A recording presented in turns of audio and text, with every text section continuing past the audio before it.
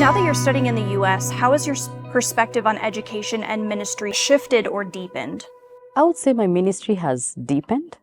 It's interesting because, as I said earlier on, when I started thinking about succession planning and transition, of course, the fact that I've been in the field for years, so I know where are the problems. I mean, I know there are lots of problems, And it's interesting. We normally say, oh, Americans are so planned. I mean, they have it all put together.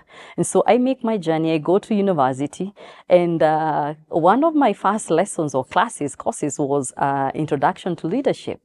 And so we are required to write a paper, and I decide I'm just going to dive in and start checking on succession planning and just see how they're doing it. And as a lot would have heard it, I connected with a professor. I was actually coordinating a book club on the university. The university was celebrating 150 years when I got into the system. And this book was looking into 1960, because they have the first volume. This is the second volume, 1960 to 1990.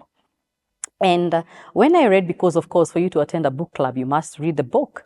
And so I got in and I started reading about the university, and I was like, oh, there are serious problems of succession planning. And I was so privileged because the person who was leading the book club was the author of the book. And she has been in the system, she has lived the system, so she knew what she was talking about. And when I listened to this, and the story was how the board came in, and within a minute, the president of the institution had been overthrown, and there was another one in.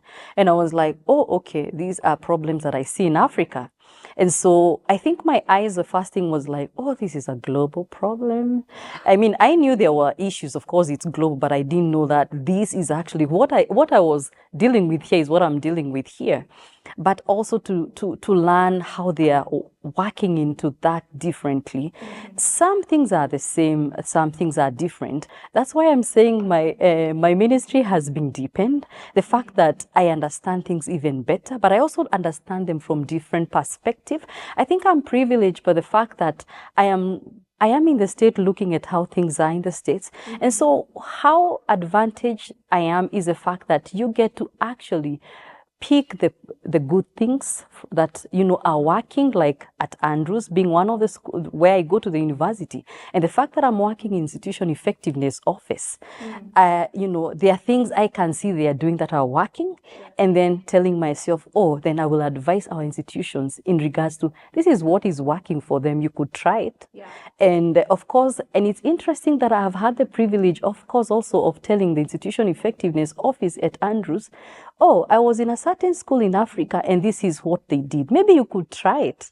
Yeah. And I found, for the longest time I kept wondering, why did the Lord send me in Andrews, Of course, as I said, this program is not in Kenya or in Africa, but I actually find the joys that they're actually also learning from me as I'm learning from them. And so I get excited to say I am taking this home. So after a week from now, I'll be presenting a paper at Women in Theological Education in Africa. This is my assignment of bringing the program home every year. Just talking to them of things that I'm learning, and just we all learn together into that. And so it's exciting. So I would say my ministry has been very enriched, and every time it's confirmed that I'm in the right place, and indeed this is the Lord's calling. That's amazing, Flo. Yeah, I think I love seeing the ways in which our cultures can work together, and you can bring your knowledge both to the States and then from the States back home. That's a great way that everyone can work together, I think. Reflecting on Proverbs 31, what does it mean for you personally to be a woman who fears the Lord in your work and your studies? It was a big change for me to move from here. I remember one colleague from my office said, Florence, why are you going? What are you looking for? I mean, you have a beautiful home, you have a good job, I don't understand you. And I said, when the Lord calls you, you don't question it twice. You pack your bags and you ask for the compass direction. Sometimes you don't even know where the compass is showing. So you'll have to figure it along the way as you get there. And so let me say that was part of how I moved here to the States. I knew beyond the shadow of doubt that the Lord had called me to take up this program for a cause and for a purpose. But I had not prepared myself to what kind of a life the US has. And so, the first few weeks were really hard for me. And why am I saying that? Labor in Kenya is very cheap. And so I had two nannies, one to clean my house, one to take care of my daughter. I came home, there was hot food. I would just take a shower, put my legs up, just have my dinner, enjoy. I mean, clothes are ironed, clothes are washed. So fast forward, this is United States. I would say that's unheard of in the U.S. And so the reason why I'm saying Proverbs 31 is, of course, what it talks of, you wake up in the morning, you feed your family, you take care of, your family. This is literally what you do in the States, halfly you do it. That's why I'm bringing it home. There are things I wouldn't do here in Kenya because somebody else is doing it for me. Sure. And and of course I am busy either traveling or working. But here is where you really ask the Lord to help you in the sense of balancing to take care of my husband, to take care of my children, to be there, but also to be faithful with what the Lord has called me to. That is, right now, it is to study, but I also work for the university. So the balance was not very easy for me. And also, I have to remind myself that my body is a temple of the Holy Spirit. And I was really struggling with finding time to sleep. And so, I'm trying to balance to ensure that I am there for my children and I give them time. I'm giving my husband time, but by the time I finish my assignment and reading, and I've already worked a couple of hours at the university, there are times when my son would wake up and find I'm still seated the same seat where, I sat from last night. And so my prayer has been, Lord, really help me to do better balancing so that I also take care of this body that you gave me, that is, have it rested enough to be able to serve my family, because if I don't take care of my body, then I'll not be able to serve my family. I can't serve you, Lord, as you have called me to, and I will not be productive. I think that was one of the challenges that I really struggled with.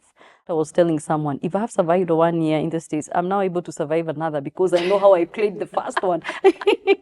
Yes. We had not even seen snow before. Right. And then of all the places, I go to one of the coldest places in the States.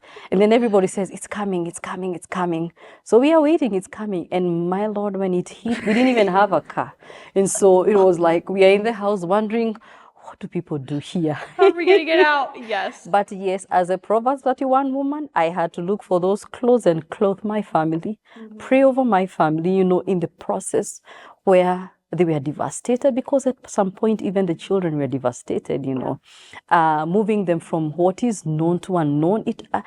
And I'll be honest, I see the story of Abraham in a different lenses right now. Yeah. I've always known the story of Abraham, but I can tell you, I now don't take it very lightly.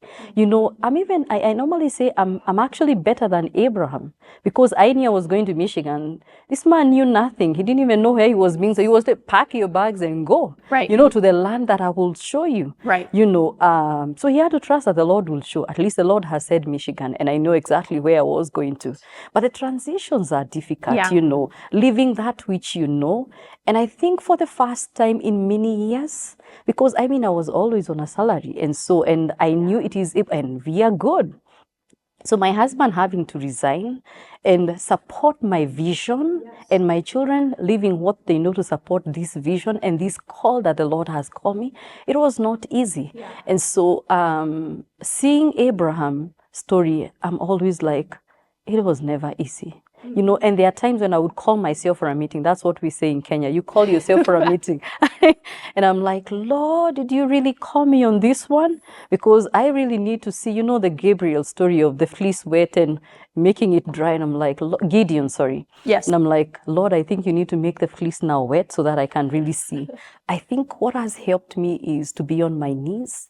And as I said, for the first time in many years, I have always loved the Lord. I gave my life to Christ when I was 16. But this was a time I solely had to surrender to the Lord with nothing apart from saying, Lord, I'm here. I have nothing. I have children. I have a husband. You have to provide. You don't even know if the school fees will be there in between. But you have to believe that he who called you is faithful to fulfill it. And I think it's easy said than done. And so my first few months were trials. And there are many times when I would ask myself, have I failed my family? By saying, let's move and leaving that which we knew and coming into this. But I have to say, Ariana, this 1 year I have seen the Lord providing. I have seen the Lord being physically there. But most importantly, my family has never been as close as we are right now. In the middle of figuring it out, we were there for each other, holding and saying, we are in this together, we shall survive it. But most importantly, we cannot unless we rely on the Lord and trust. And reminded that you trust in chariots, but we have chosen to trust in the Lord. And he has not failed us.